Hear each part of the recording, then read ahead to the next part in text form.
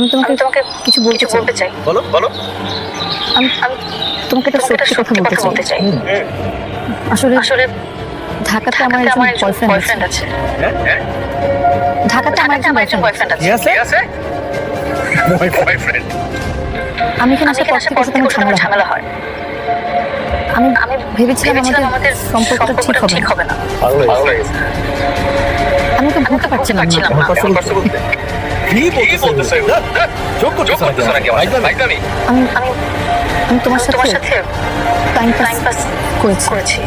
আমি ভেবেছিলাম তোমার আবার ব্রেকআপ হয়ে যাবে।